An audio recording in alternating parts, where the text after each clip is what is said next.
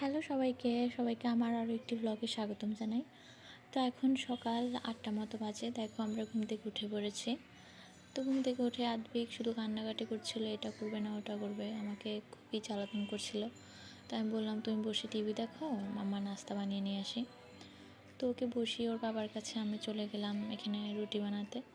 তো সকালবেলা আমরা বেশিরভাগ টাইম রুটিটাই খাই। তো আমি দেখো রুটি বানালাম, রুটি বানিয়ে তারপরে আদ্বিককে খাইয়ে আমিও নাস্তা টাস্তা করে তো আমি চলে গেলাম দুপুরে রান্না করতে। তো আমি ফ্রিজ থেকে এখানে চিংড়ি মাছ ছিল, চিংড়ি মাছ নামিয়ে নিয়েছি। গতকালকে আদ্বিকের পাপা বাজার থেকে একটা নারকেল নিয়ে এসেছিলো, তো ভাবলাম নারকেল দিয়ে চিংড়ি মাছ দিয়ে রান্না করি। তো এদিকে আদ্বিকের পাপাকে বললাম যে নারকেলগুলো ছাড়িয়ে নিতে, আর দেখো আদ্বিক কী করছে, এখান থেকে নারকেল নিয়ে খাবে আর দুষ্টুমি করছে। তো এদিকে দেখো আমি মিষ্টি কুমড়া কেটে নিয়েছি। এই কুমড়োটা এনেছে যে প্রায় 1 সপ্তাহের উপরে হচ্ছে, তো ভাবলাম আজকে রান্না করে। তো আমি এখানে কুমড়োটা কেটে নিয়েছি, আর অন্যদিকে আমি চিংড়ি মাছগুলো ভালোভাবে লবণ হলুদ দিয়ে মাখিয়ে নিয়েছি। তো এবার এগুলো ভাজা করব।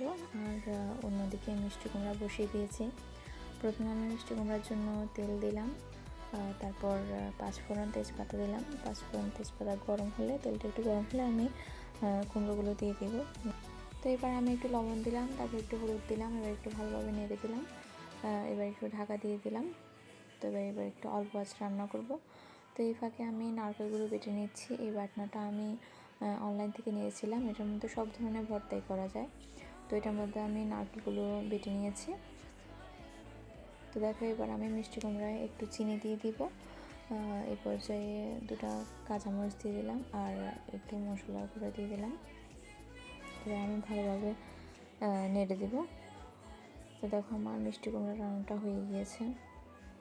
তারপর আমি চিংড়ি মাছ রান্না করার জন্য আগের তেলে আর একটু তেল অ্যাড করলাম, তারপর পাঁচফোড়ন তেজপাতা দিলাম।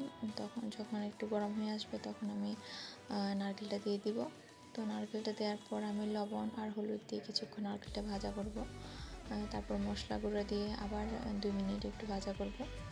তারপর আমি মরিচের গুঁড়ো দিয়ে তারপর জল দিয়ে দিব। এরপর জলটা একটু ফুটে উঠলে তখন আমি চিংড়ি মাছটা দিয়ে দিব। তারপর এই পর্যায়ে আমি এখানে গরম মশলা অ্যাড করব।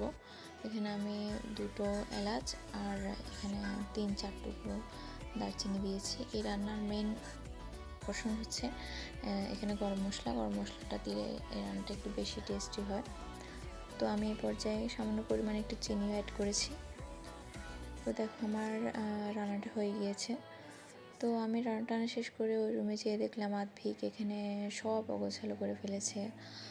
এখানে বিছানার চাদর কম্বল সব এক জায়গায় নিয়ে এসেছে, ও খেলা করছিল। তো তারপর দেখো আমি আদ্ভিককে দুপুরে খাইয়ে দিচ্ছিলাম।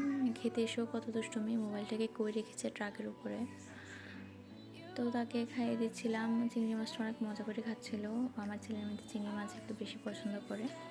তো খাওয়া দাওয়া শেষ করে আমি ওকে ঘুম পাড়িয়ে দিলাম। ওকে দুপুরে ঘুম পাড়াতে আমার অনেক বেশি সময় লাগে, অনেক কষ্ট হয়, কারণ দুপুরে ঘুম না পাড়ালে আবার সন্ধ্যার পর অনেক বেশি ডিস্টার্ব করে। তাই জন্য আমি চেষ্টা করি ওকে প্রতিদিন দুপুরে ঘুম পাড়ানোর। তো আজকের ব্লগটি পর্যন্তই। তোমাদের যদি আমার ব্লগগুলো ভালো লাগে থাকে তাহলে আমার চ্যানেলটিকে সাবস্ক্রাইব করে আমার পাশে থাকবে। Thanks for watching.